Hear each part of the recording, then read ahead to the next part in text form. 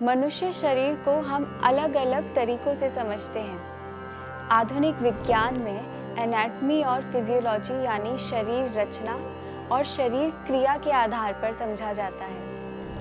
आयुर्वेद विज्ञान में चिकित्सा में आसानी हो इसलिए शरीर रचना के साथ साथ त्रिदोष के आधार पर भी समझा जाता है। ऐसे ही योग शास्त्र में पंचकोश सिद्धांत से मनुष्य को समझते हैं और आज हम इसी पंचकोश सिद्धांत के बारे में जानेंगे।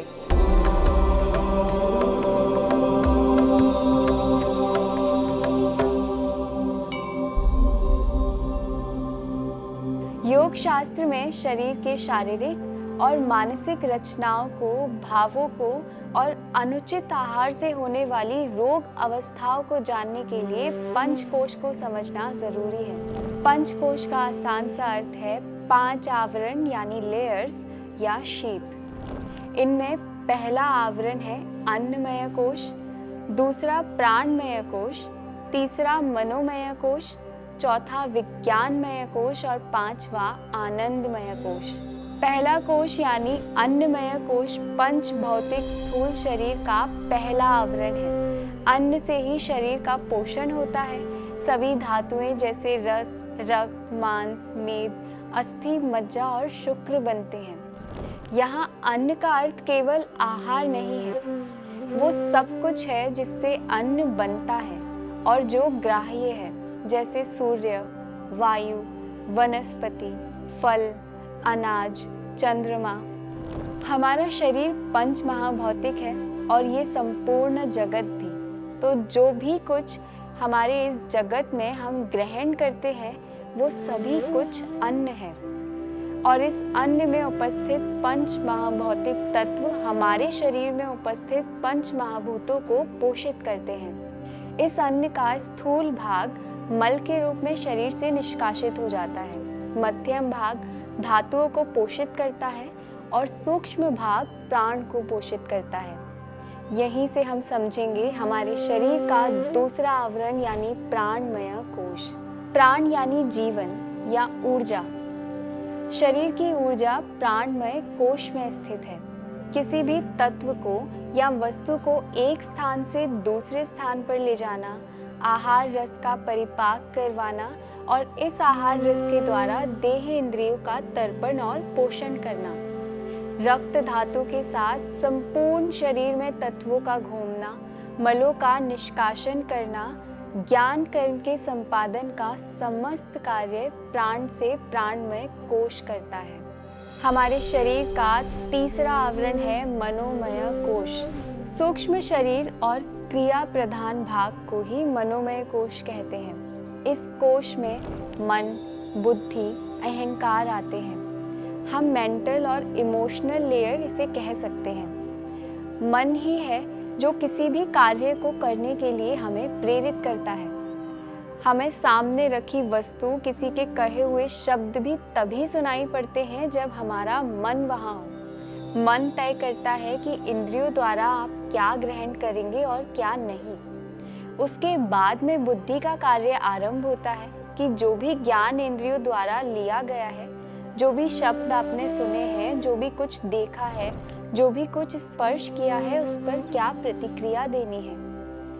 योग द्वारा मोक्ष के मार्ग पर चलने वालों के लिए और सामान्य मनुष्य के जीवन में भी इस मनोमय कोश का संतुलित होना बहुत जरूरी है। जब मन की भावना शक्तिशाली हो जाए, मन नियंत्रण में नहीं रहता, तो जीवन में असंतुलन आना और मानसिक स्वास्थ्य का खराब होना तय है। बाहरी जगत से सभी प्रकार का ज्ञान लेने के बाद उसकी सत्यता और असत्यता का ज्ञान होता है हमारे चौथे आवरण यानी विज्ञानमय कोश के द्वारा। विज्ञान का अर्थ ही है विशेष ज्ञान का होना। इस कोश का मुख्य तत्व ज्ञान युक्त बुद्धि और हमारी ज्ञान इंद्रियां हैं। जब मन को कोई वस्तु अच्छी लगती है तो उसे पाने की इच्छा भी होती है, पर मन का दूसरा भाव यानी हमारा आंतरिक मन जाग उठता है। जैसे कहीं वो वस्तु जिसे हम प्राप्त करना चाह रहे हैं उसके लिए कोई गलत तरीका तो नहीं अपना रहे, या वो वस्तु दूसरे की है, इस तरह के विचार मन में आते हैं। इस तरह मन में आंतरिक भाव जो उत्पन्न होता है, जो हमें सही मार्ग दिखाता है। इस आंतरिक मन और अंतरात्मा को ही विज्ञानमय कोश कहते हैं। कहा भी गया है, आहार निद्रा भय मैथुनम च सामान्यमेतत् पशुभिः नराणाम बुद्धिर्हि तेषाम अधिको विशेषः बुद्धिर्विहीनः पशुभिः समान। विज्ञानमय कोश को हम लेयर ऑफ विजडम कह सकते हैं, यानी विशेष ज्ञान का होना जो हमें सत्य असत्य का बोध कराता है, अच्छे बुरे का बोध कराता है। अब तक आप समझ गए होंगे कि वास्तव में जहाँ हमारा आधुनिक विज्ञान समाप्त हो जाता है, वहाँ से योग का पंचकोश सिद्धांत शुरू होता है। स्थूल रूप में हम जो भी कुछ है वो हमारा अन्नमय कोश है, जो सीधा बाहरी जगत से संबंधित है। इसके पश्चात जो भी कुछ है वो सूक्ष्म है, उसे देख पाना और समझ पाना इतना आसान नहीं है। उसे माइक्रोस्कोप से देखा नहीं जा सकता। एक सामान्य व्यक्ति के लिए उसका मनोमय कोश उसकी इच्छाओं और आकांक्षा के आधार पर ही निर्धारित करता है कि उसे क्या करना है। फिर प्राणमय कोश से ऊर्जा मिलती है कार्य को संपन्न करने की, और अन्नमय कोश द्वारा वो कार्य किया जाता है। लेकिन जरूरी है हमारे विज्ञानमय कोश का जागृत होना भी, जो अधिकांश लोगों में नहीं होता। यही कारण है कि बिना अच्छा बुरा हित अहित सोचे हम आहार लेते हैं, शब्दों का प्रयोग करते हैं और समय व्यर्थ में बर्बाद करते हैं। बिना धर्म अधर्म का विचार किए कोई भी कार्य करते हैं, और वास्तविक सत्य का यानी उस परमात्मा का जिसके हम अंश मात्र हैं, उसका तो स्मरण भी नहीं होता। केवल भौतिक जगत में ही घूमते रहते हैं। योग का उद्देश्य आत्मा को निर्विकार परमानंद स्वरूप परमात्मा तक ले जाना है। इसलिए स्वास्थ्य विज्ञान की दृष्टि से बहुत आगे योग शास्त्र हमारे शरीर के एक और आवरण की बात करता है। ये है आनंदमय कोश। यह ईश्वर और जगत के बीच का एक मात्र आवरण है। इसे पार कर लिया जाए तो यही है मोक्ष। इस पंचकोश का शोधन होता है यम नियम आसन के अभ्यास से, प्राणायाम से, प्रत्याहार से, धारणा ध्यान और समाधि के अभ्यास से, और योग शास्त्र में वर्णित षट क्रियाओं के अभ्यास से। और यही पंचकोश दूषित होता है अमात्रावत आहार के सेवन से, राजसिक तामसिक आहार के सेवन से, दिनचर्या ऋतुचर्या का पालन नहीं करने से और अधर्म से।